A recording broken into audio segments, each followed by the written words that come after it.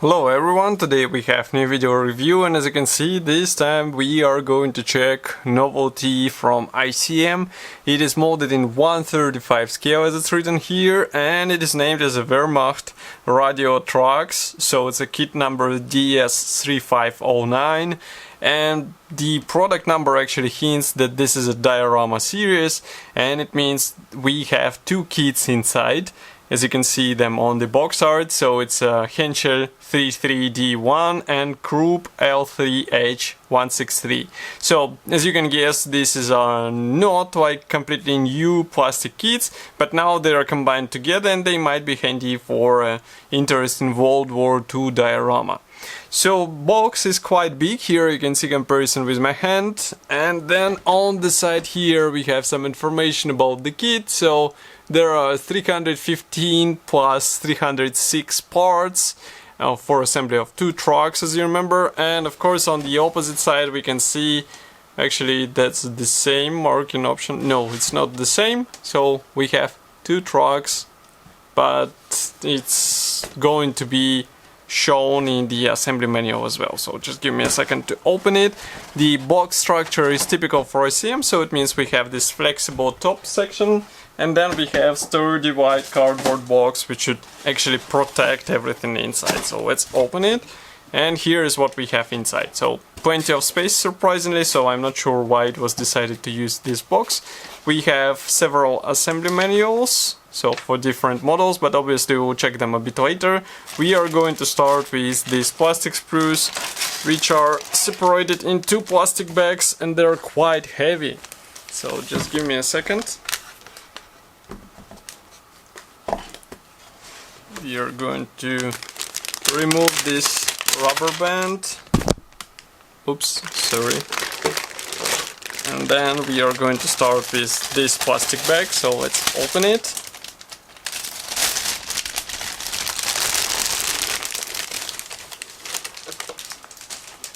Okay, so first gray plastic sprue here, and straight away we have parts both for rear and front sections.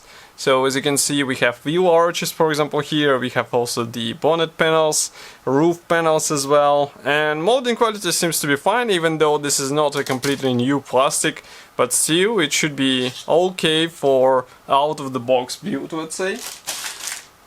Next we continue with another plastic bag which is dedicated to clear sprue, and obviously it was done in order to avoid possible scratches, so just give me a second.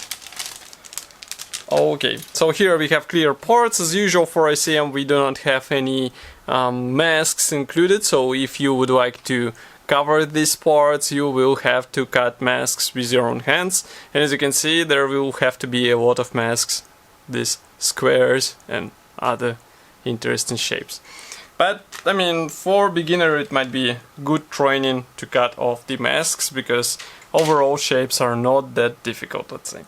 So we zoom out a bit. Here we have gray plastic sprue with panels for the rear section where is the radio equipment placed. So we have this quite nice ribbed surface, and it might be a good idea to play with weathering on these parts. And here we have separate doors, and if you flip it over, inside you can notice these nice pushrod marks, so you have to delete them obviously, because otherwise it might be a bit strange, even though it won't be visible. So if you don't plan to open the doors, then you can just avoid it and don't use the sharp knife.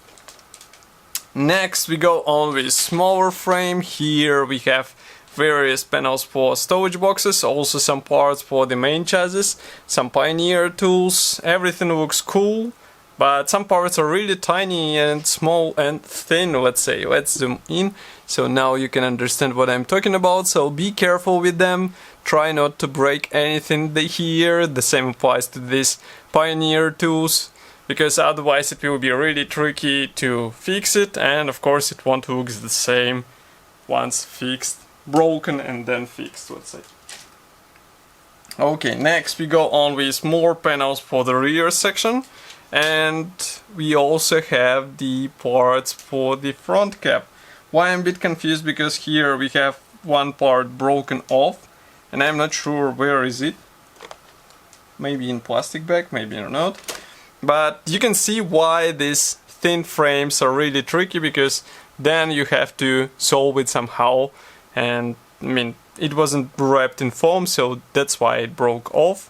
And here we have more of these thin parts, so if you have a chance to check these parts, do it, because otherwise you might end up with broken parts. But with this front section of the cap, I guess it should be like this. We will check the assembly manual, because frankly speaking I'm not that familiar with this truck type. Next we continue with wheels, and that's really cool that we have the plastic wheels here, because such parts should be easier to weather and paint. We also have a lot of tiny elements which will have to be used for fine detailing of the front cap. So obviously you will have to use the tweezers, because they're really small. And the last gray plastic sprue for this kit, it is dedicated to various drivetrain and also main chassis parts, because here we have large main chassis bars. We also have some engine parts, gearbox parts, wheel axles here, and I would say overall level of detailing is the same as what we are used to see in ICM kits, so it should be cool looking vehicle once you assemble everything together. And of course it is good to play with weathering, because some parts might be visible on the finished model. Here you can check them from the opposite side. Okay, so that was the first kit. Next we have another plastic bag. Here it is. That's the second kit. So let's open it again.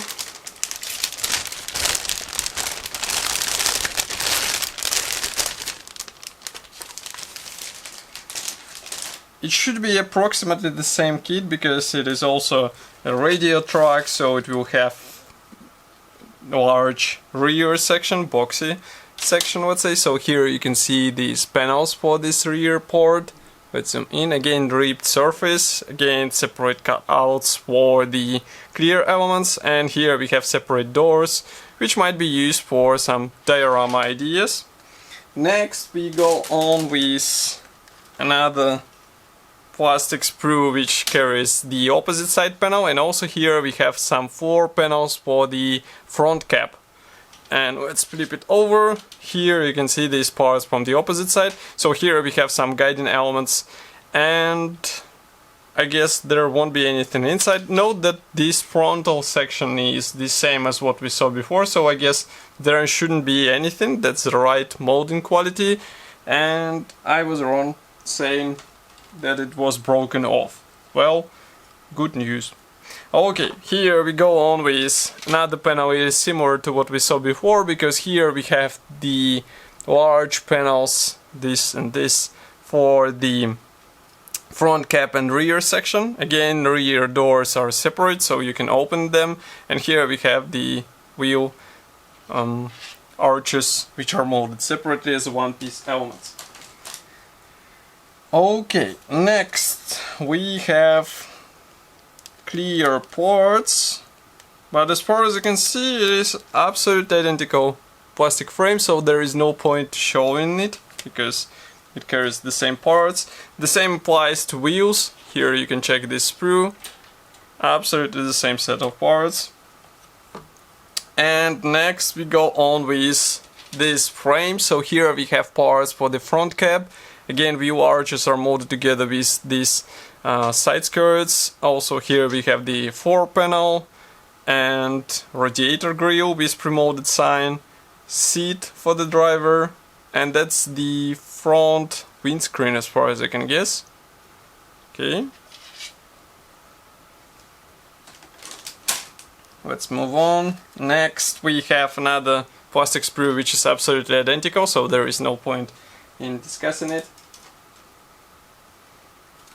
Another sprue is dedicated to various thin parts. For example, here we have steering wheel and exhaust tubes can be found here. So everything will be installed on this vehicle. And the last gray plastic sprue is dedicated again to the engine to large chassis bars and to the drivetrain wheel axles, etc, etc. So all this stuff is carefully copied here, and be sure not to break such thin parts. It should be really easy to do. And next we have the decals sheets. So they're hidden in assembly manuals. So first one comes for the group. Here you can check it. Just let me swipe away some extra plastic. So here is the decals sheet, and we can zoom in a bit. Okay. And another decals sheet. This one is designed for Henschel. So here it is. And it is easy to guess that we have several marking options, and we have some dials for the instrument panel, which is really cool because it will be handy for the interior detailing as long as you don't want to spend time painting something. Here we have assembly manuals, so these ones are typical for ICM, and I would say typical for the old standard because, as you can see, they're printed on this matte paper. We have short history note on the first page, and this assembly manual is for the group, and here we have another one for Henschel. So again, parts map, we are going to go through the Henschel manual. So here we have parts map, and everything starts with engine, then we assemble the main chassis, wheels. Here we assemble the wheel axles and exhaust. As you can see, it's a really large line to assemble. Next we continue with these leaf springs for the suspension, and that looks quite complicated, I would say. For 1/35 scale it should be quite an interesting build, and you have to be careful, pay attention to what is installed where, because otherwise you might end up with completely wrong sub-assembly. Next we continue with front cap. So here we start with the floor, obviously we install pedals and various levers, then we assemble the front firewall with instrument panel and steering wheel and steering column, roof panel, side panels, driver's seat, separate doors. And note that manufacturer does not show that you can open them, so if you would like to open them, you have to think through how to depict it with realistic appearance. But bonnet can be opened. As you can see, it is shown that one of the halves can be lifted on the finished vehicle. Next we continue with rear section, which is obviously assembled out of separate panels. Here you install various external equipment on these sub-assemblies. And then we continue with some fine parts which are installed here and there. And of course the rear pioneer tools and various stuff which is placed on the rear section. And two marking options here, so I guess for group there will be also two marking options from 1940s, 1941. Overall we have quite nice 1/35 scale combo. Why I'm a bit confused, because I mean these two are quite large trucks, so I'm not sure in which projects you will be able to use both unless you are building some really big diorama, but it might be a good price efficient purchase in case you need both trucks but you will be using them in separate projects, let's say. So of course I will be happy to hear your opinion about this kit here in the comment section below. If you like this video, don't forget to press the like button and subscribe to our YouTube channel, and I will see you in the next video review as usual. Thank you for joining me today, and bye!